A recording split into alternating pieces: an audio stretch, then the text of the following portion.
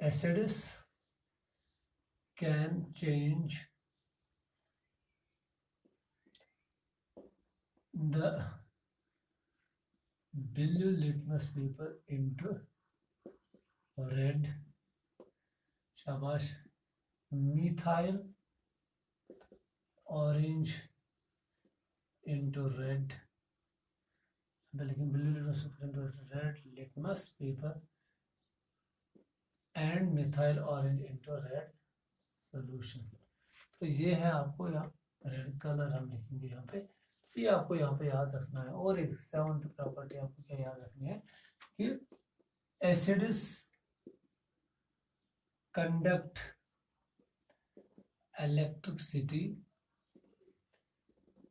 In aqueous form. Aqueous form में ये क्या कर रहे हैं, कंडक्ट इलेक्ट्रिसिटी। दैट में अगर हम एसिड की कोई सॉल्यूशन बनाएंगे वाटर में, तो फिर जब हम उससे पॉजिटिव नेगेटिव टर्मिनल्स को इंसर्ट करेंगे किसी बैटरी के, तो उस सॉल्यूशन में से इलेक्ट्रिक करंट पास हो जाएगी। That is what does it mean. This is the शाबाश, these are the properties of acids. Now I am going to explain you what is the definition of these are the properties in real fashion, in real manner, which chemical substances, because upon detecting by the help of indicators which chemical substances are acids, which chemical substances are base and which are neutral, उसके बाद scientists ने एक definition दी acids की। Different scientists आए, उन्होंने अलग अलग तरीके से हमें समझाया कि एसिड्स किन को कहा जाएगा, एसिड्स किन केमिकल सब्सटेंसेस को कहते हैं, बेसिस किन केमिकल सब्सटेंसेस को कहते हैं, और सॉल्ट्स किन केमिकल सब्सटेंसेस को कहते हैं। तो पहले हम स्टार्ट करेंगे, शाबाश, एक साइंटिस्ट था जिसका नाम था अर्हीनियस। अर्हीनियस एक साइंटिस्ट था, उसने कंसेप्ट दिया किसका, व्हाट और, तो हम वहाँ पे बोलते हैं अर्हीनियस कंसेप्ट या अर्हीनियस एसिड किसको कहते हैं, अर्हीनियस बेस किसको कहते हैं। इसी तरह दो और साइंटिस्ट आए थे, कौन, शाबाश, ब्रोनस्टेड एंड लाउरी। उन्होंने भी एक कंसेप्ट दिया कि किन केमिकल, क्योंकि अर्हीनियस कंसेप्ट में कुछ ड्रॉबैक्स आ गए, तो उनको ओवरकम करने के लिए ब्रोनस्टेड एंड लाउरी आ गया, तो उसने फिर नई डिफिनेशन दी एसिड्स और बेसिस की। फिर उसकी भी कुछ डिमेरिट्स आ गई ब्रोनस्टेड एंड लाउरी कंसेप्ट की। फिर उसके बाद जिसको हम बोलते हैं लुइस कंसेप्ट आ गया। ये एक साइंटिस्ट था लुइस, उसने एक नया कंसेप्ट फिर दिया किसका, एसिड्स और बेसिस का। तो मैं तीनों कंसेप्ट को थोड़ा बहुत यहाँ पे एक्सप्लेन करूँगा। तो बेसिकली जो आपके सिलेबस में है वो खाली अर्हीनियस कंसेप्ट है, आपको ये चीज़ें याद रखनी है। पूरा आप इसका ये नोट बना के रख लीजिए, ये आपको आगे जाके बहुत काम आएगा। तो सबसे पहले आप सुन लीजिए अर्हीनियस ने क्या बताया। अर्हीनियस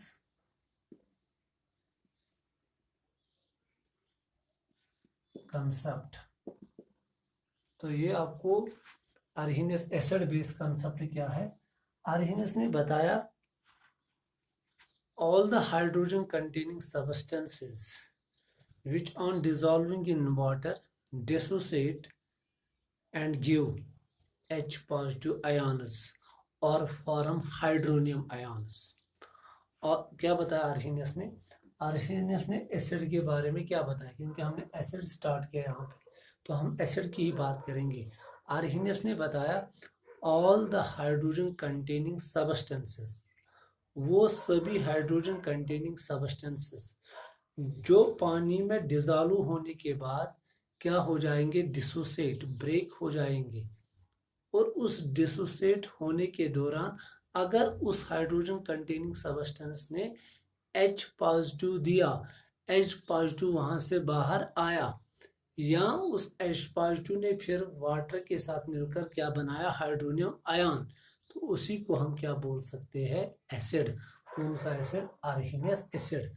और इसने ये भी बताया अगर कोई हाइड्रोजन कंटेनिंग सब्सटेंस होगा मगर पानी में डिजोल्व करने के बाद अगर उसने H पॉजिटिव आयन नहीं दिया, अगर उसने H पॉजिटिव आयन फर्निश नहीं किया, अगर उसने हाइड्रोनियम आयन नहीं बनाया, तो तब जाके वो एसिड नहीं है, तब जाके वो एक न्यूट्रल सब्सटेंस है। ये है कंसेप्ट किसका, आर्हीनियस का। क्या बताया इसने, और इसने ये भी बताया कि इसका क्या होता है, जो ये एसिड होता है, इसने ये भी बताया आर्हीनियस ने कि ये जो एसिड होता है इसके दो पार्ट्स होते हैं। एक तो यही ये पार्ट की जो पार्ट दो पार्ट्स पे ये मुश्तमिल होता है, एक यही H पॉजिटिव पार्ट और दूसरा इसका और एक पार्ट होता है जिसको हम बोलते हैं acid radical part. Hydrogen part होता है इसमें और एसिड रेडिकल पार्ट मैं आपको समझाऊंगा फिर ये एसिड रेडिकल पार्ट क्या होता है। तो according to Arrhenius there are two parts present in acid. All, फिर से मैं रिपीट करूंगा, all the hydrogen containing substances which on dissolving in water dissociate। Dissociation का मतलब होना ब्रेक होना, टूटना। किसमें टूटना, जिन कॉन्स्टिट्यूएंट पार्टिकल्स का ये बना होगा उनमें टूटना। उनमें से एक कॉन्स्टिट्यूएंट पार्टिकल H पॉजिटिव भी हो सकता है, क्योंकि मैंने बताया all the hydrogen containing substances which upon dissolving in water, पानी में डिसॉल्व होने के बाद क्या करेगा, शाबाश, अगर ये डिसोसिएट हो गया, डिसोसिएट जब देखा गया कि ये डिसोसिएट हो गया तो डिसोसिएशन में देखा गया कि एक पार्ट इसका क्या बाहर आया, H पॉजिटिव, और दूसरा जो पार्ट है उसको हम क्या बोलते हैं, एसिड रेडिकल। क्या बोलते हैं, एसिड रेडिकल। वो आपको समझना है। तो सबसे पहले हम लिखेंगे Arrhenius concept according to Arrhenius. all the hydrogen containing compounds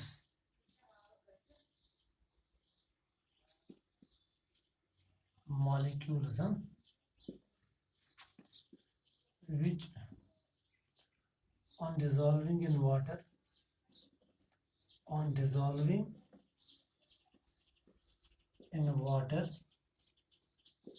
furnish, हम ऐसे भी लिखेंगे which on dissolving in water dissociate,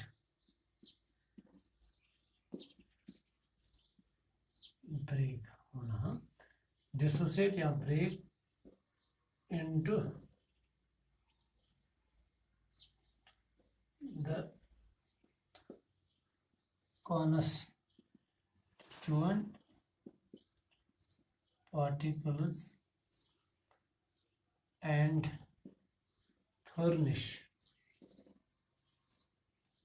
bracket में लिखेंगे प्रोवाइड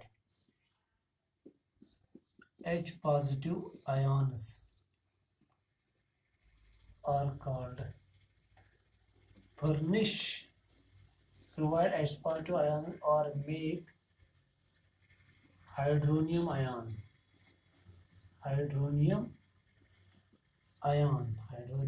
की फार्मूला है H3O positive, are called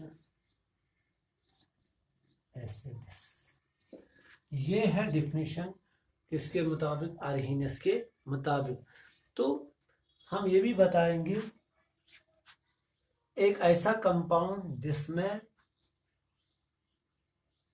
डिसोसिएबल hydrogen part होगा, दैट मीन्स जब वो डिसोसिएट होगा, ब्रेक होगा किसमें, कॉन्स्टिट्यूएंट पार्टिकल्स में, तो उन कॉन्स्टिट्यूएंट पार्टिकल्स में एक पार्ट क्या होगा, H पॉजिटिव, और यही H पॉजिटिव क्या करता है, पानी के साथ मिलकर क्या बनाता है, हाइड्रोनियम आयन। इसलिए मैंने क्या बताया, और मेक हाइड्रोनियम आयन, क्योंकि जब पहले H पॉजिटिव निकलेगा तभी जाके वो क्या, शाबाश, वाटर के साथ क्या बनाएगा, शाबाश, हाइड्रोनियम आयन। तो ये आपको यहाँ पे याद रखना है।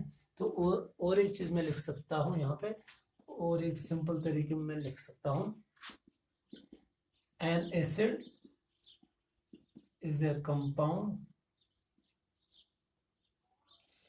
which which contains shabash dissociable dissociable dissociable hydrogen, जिसमें क्या होगा डिसोसिएबल hydrogen and a group of atoms which act as, जो एक यूनिट की तरह वो इकट्ठे, जो ये ग्रुप ऑफ एटम्स, सपोज मैंने बताया कांस्टेंट पार्टिकल्स में ब्रेक होता है, एक पार्ट क्या होगा उसमें हाइड्रोजन पार्ट, और दूसरा इसमें क्या हो सकता है ग्रुप ऑफ एटम्स, जहाँ वो भी एक ही एटम हो सकता है, ये जरूरी नहीं है। And A group of atoms अगर होंगे वो भी क्या करेगा, एक्ट्स एज यूनिट, वो एक इकाई की तरह काम करेगा, दैट मीन वो एक सिंगल एंटिटी की तरह काम करेगा, वो ग्रुप ऑफ एटम्स कॉल्ड, उसको हम क्या कहते हैं एसिड, शाबाश रेडिकल पार्ट, ये आपको यहाँ पे याद रखना।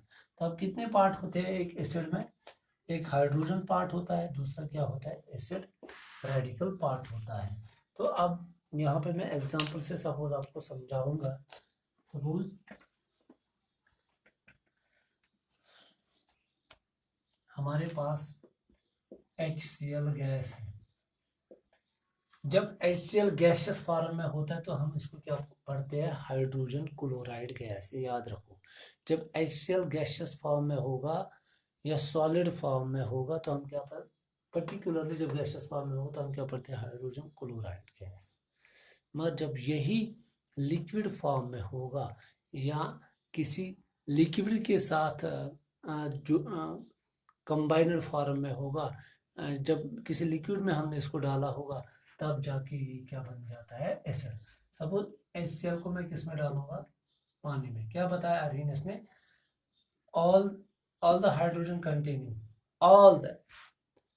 ऑल तिम तमाम कोशिर पट वन तिम तमाम हाइड्रोजन कंटेनिंग सबस्टेंसेस कंपाउंड्स या मॉलिक्यूल्स यम आबस मज त्रयित क्या गसन डिसोसिएट गसन ब्रेक गसन कुमन मन गसन ब्रेक यमन चीजन हंद तिम बनेमित आसन तो यम साथ तिम ब्रेक गसन तिमो ब्रेकेबल पार्टो मज आस अख तिमो सपोज यम गसन दोन हिस्सन में डिवाइड या गसन त्रेन हिस्सन में डिवाइड अख पार्ट आस हाइड्रोजन तथ क्या वनो शाबाश एसिड। दैट मीन्स यूजन ब्रेक गसित सो हाइड्रोजन कंटेनिंग सबस्टेंस यूजन ब्रेक गसित क्या कर फर्निश शाबाश hydrogen part, that is called acid. तो यूजन बाकी तथ बचो पत तथ क्या acid radical part. Suppose HCl को मैंने किस में डाला, पानी में। तो यहाँ पे जब भी ये पानी, इसको L मतलब क्या हो गया लिक्विड, ये लिक्विड फॉर्म में है, इसका मतलब क्या है ये गैसियस फॉर्म में। जब मैंने इसको इसमें डाला तो यहाँ पे क्या होगा, ये ब्रेक हो रहा है, क्या बन जाता है H+2, क्योंकि अब ये H+2 जो